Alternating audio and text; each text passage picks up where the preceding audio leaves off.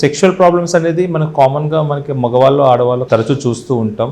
Especially మెన్లో testosterone levels తక్కువ ఉండటం వల్ల సెక్షువల్ ప్రాబ్లమ్స్ అంటే erectile dysfunction, loss of libido అంటే సెక్స్ పరంగా ఇంట్రెస్ట్ లేకపోవడం లాంటి సమస్యలు తరచూ చూస్తూ ఉంటాం. కానీ హార్మోన్ కారణాలు అనేది ఈ సెక్షువల్ ప్రాబ్లమ్స్కి హార్మోన్ ప్రాబ్లమ్స్ అనేది కొంత శాతం మాత్రమే. అనేక సార్లు మనకి వేరే ఒక సమస్యల వల్ల అంటే ఒబిసిటీ అంటే అత్యధికంగా బరువు ఉండటం, smoking and drinking habits, uncontrol diabetes, uncontrol blood pressure మరియు cholesterol levels, psychosocial problems or psychological problems, stress, వీటి ద్వారా కూడా మనకి చాలామందికి మగవాళ్ళలో సెక్షువల్ ప్రాబ్లమ్స్ తరచూ ఏర్పడుతూ ఉంటాయి. కానీ హార్మోన్ యొక్క కారణాల గురించి చెప్పుకోవాలనుకుంటే ఎవరెవరికి పిట్యూటరీ లేదా టెస్టిస్ లెవెల్లో ప్రాబ్లమ్స్ ఉంటే వాళ్ళకి టెస్టోస్టెరాన్ లెవెల్స్ తక్కువ అవటం వల్ల సెక్షువల్ ప్రాబ్లమ్స్ అనేది తరచూ చూస్తూ ఉంటాం.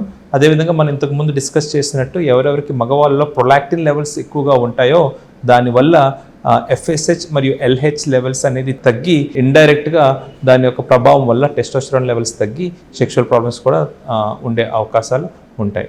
సో మనం సమరైజ్ చేయాలంటే సెక్షువల్ ప్రాబ్లమ్స్కి అనేక కారణాలు ఉంటాయి. అందులో హార్మోన్ ఇంబ్యాలెన్స్ అనేది ఒక కారణం అయితే ఎక్కువ శాతం మందికి psychosocial, stress, obesity, uncontrolled diabetes, smoking, alcoholism లాంటి కారణాల వల్లే ఎక్కువ శాతం మందికి మన సెక్షువల్ ప్రాబ్లమ్స్ చూస్తూ ఉంటాం.